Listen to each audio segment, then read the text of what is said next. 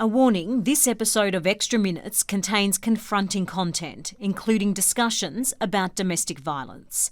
If it raises issues and you need to speak with someone, call Lifeline on 13 11 14. If you or someone you know is a victim of domestic violence, support is available 24/7. 1-800-RESPECT, which is 1-800-737-732. Coming up... She was one of a kind. A mother just knows. Controlled, trapped, dead. She didn't do this. Exposing Australia's invisible killings. Hidden homicides staged as suicide. It's a national shame. It's murder, just using the victim's own hands. Hello and welcome to the 60 Minutes podcast, Extra Minutes. I'm Amelia Adams and I'm joined today by my wonderful colleague, correspondent, Dimity Clancey. Hey, Dim. Hello, thank you for having me. Well, it's a tough discussion that we've got to have because you have done a story looking into the number of women who die by suicide, but in relation to domestic violence situations. And you've uncovered some pretty alarming statistics. And I think one of the most alarming things when we started this story is that moment, and it's a bit of a guilty moment when you go, oh yeah, what about those women? Mm-hmm. And we don't talk about these women. These are women who are driven to a point where they have no other option. They feel like there is no other option. There's no help. There's no escaping, and they take their lives. And it's all because they have suffered relentless abuse at the hands of someone that they trusted, they're at a partner. So these deaths are ruled as suicides, but you're saying, and a growing number of experts are saying, maybe they're not. Maybe they, in some cases, are in fact should be or could be considered a homicide. Well, there's two situations at play here. You have women who are driven to the brink and take their lives. So the question remains, well, what role did the partner play? And should they be held responsible? That's it. And there's movement around the world, and we'll talk about that in a minute. But there's the other side, which is a case where a suicide is staged. So it's actually their partner has killed them, but they've staged it to look like a suicide. Now, we are told the statistic, the fear is that it is 10 times the number of domestic homicides. Women who take their lives as a result of domestic violence, whether that be because they've taken their lives because of abuse or whether it's a staged. And that number of women is 10 times the number that we see killed. Yep. So this year, every 4 days, a woman has lost their life to a domestic homicide. So 10 times that number. And the other concerning factor here is that they believe that 30% of those women, it's a staged suicide. That's a devastating number. Let's talk about Charli Powell because she took her life, so it was ruled. Yep. In very, very disturbing and tragic circumstances. So Charli Powell had just turned 17. Yes. So we're talking about a child, essentially, here. Just turned 17. She met the man, who would ruin her life, a fellow teenager, lived locally to where they lived. Started off okay. Her mum Sharon says that the relationship started off happy. Like Charli was teenage happy. Boyfriend, girlfriend. Absolutely. 6 months in, he starts to get violent. And I said to her best friend, Caitlin, I said, what is the worst thing that you saw him do to Charli? And he said, put her head through a glass coffee table. She witnessed that? Witnessed that, slamming her head down into a coffee table. And they say it was happening pretty much every day. And she was still at school. This is a school student where he would come to the playground and Charli would tell all of her friends, quick, go, he's going to come at me, he's coming for me, he's coming for me. Okay.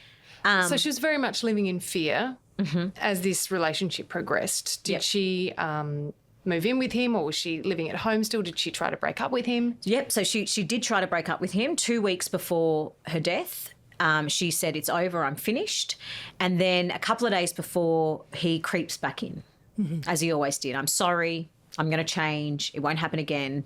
And she goes back to him, and it's not actually clear what happens in the 48 hours leading up to her death, but an argument breaks out. There's awful threatening text messages. And you've seen these texts? Between the two, yep, they're in the story. And then Sharon her mum gets a knock on the door on Monday morning, and it's the police. And Charli is found by her violent boyfriend 4:00 in the morning. He's the only person to ever see her.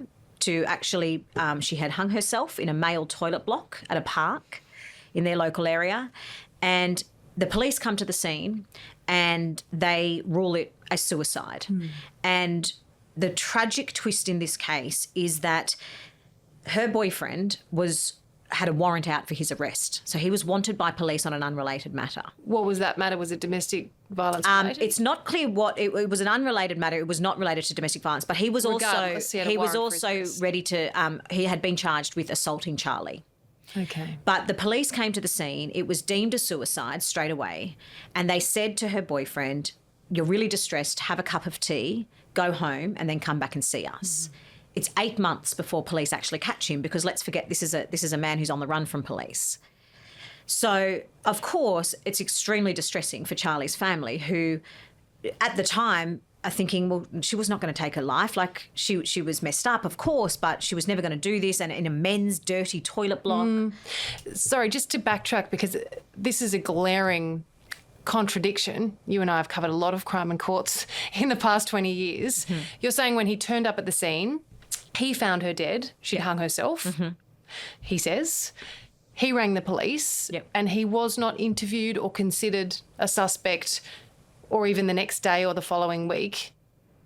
For 8 months. For 8 months. Yeah. How do police explain that part of their investigation? Well, because that is extremely unusual, as you and I both know. Well, thanks to the family lawyer, Michael Bartlett, who took on the case and just fought and fought and fought.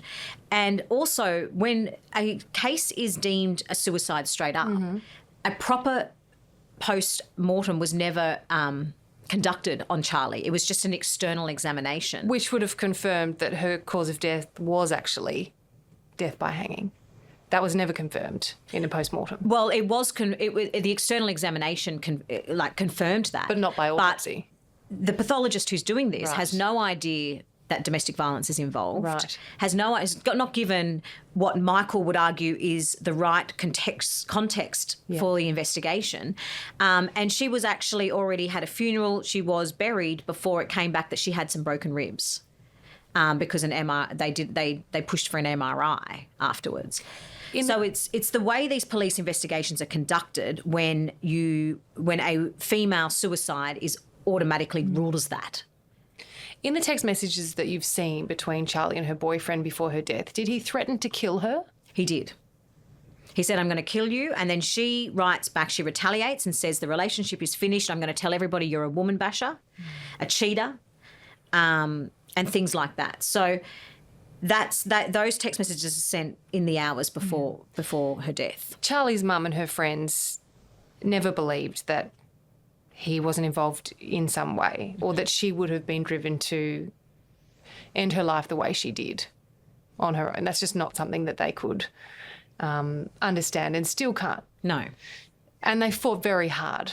And they got an inquest. And they did. In 2022. And what did the coroner find? So the coroner did find, we should probably paint the picture of how they say the inquest played out, that he was, very agitated, aggressive during the inquest, which the coroner makes note of in her findings. The coroner doesn't really put a ruling on, but does say that she believes Charli did die by suicide. But the interesting thing in her finding is that she adds to it in the context of domestic violence. So then it begs the question, What do we do about that? what do you do about that? Because I know that any one of us that had a loved one who their partner drove them and you witnessed it and you watched it, is it acceptable that person, that perpetrator, plays no role or has any consequence when that woman takes her life? Yeah, it's a grey area, isn't it? I mean, it's clearly not premeditated murder, but there is a responsibility and an accountability there. Absolutely. That's not recognised in law at the moment. France have just introduced a law. Have they? They're pushing, and there's some movement in the UK as well. They're pushing for it to be manslaughter. Yeah. The expert you speak to in this story is fascinating. What is the take from overseas? So Professor Jane Monckton-Smith leads the world in this space. She is a world-renowned forensic criminologist, and what she does with her team is she goes back to cases like Charli Powell's, and we sent Charli Powell's case to her to further examine, regardless of the coroner's finding. what she does is she goes back and she looks at potential hidden homicides for bereaved families. That's her work. And she has identified 8 steps that a relationship takes before it turns deadly. And when we sent her Charli's case, she said there are red flags all over this case. There are questions that police, they're questions that need to be asked at the scene because you can't go back and have that crime scene again. You can't go back and collect that evidence. And unfortunately, there's probably nothing that can be done in the case of Charli Powell. Right. There's not enough evidence. And we must say that her boyfriend is in jail right now for unrelated crimes. Okay. His rap sheet is very, very long. Sure, but he won't be paying. But he will not. And even the charge, I think it was only within 10 days of Charli's death, he was due to appear in court to face the charge of assaulting her. Now, that charge got thrown out in the court because Charli's dead. There's another really sad story that you feature, and that's the story of Molly Wilkes. Some similarities, but she had fled to America where she was found to have taken her own life, but she was also in an incredibly abusive relationship. Yeah, and Molly Wilkes, she dealt with, she fought drug addiction in her teenage years. She had her fair share of mental health problems, leading up to these years. But she met her boyfriend during that time and she went to Las Vegas and lived with him. She married him in secret over there. And her mother describes this coercive, controlling relationship where, she says that at times Molly didn't even have money to buy sanitary products, to buy toilet paper. And her husband would often leave Nevada and go and work away. So she would be left, she says, it was a virtual prison in her own home. And she actually had some suicidal ideation in the days before her death, and her mum was trying really hard just to get her home safely. Yeah. And the way she found out, it just is tragic. She stopped messaging her mother back. Molly couldn't be reached on the phone, so Molly's mum rang her husband, who was away working, and said, I can't get hold of her. So she sent the Las Vegas police around to the house, and then an hour later rang back to see, what did you find? Is my daughter okay? And they said, you'll have to ring the coroner. Oh, my goodness. So she was found dead by police? Yes. The husband was out of town? Yeah.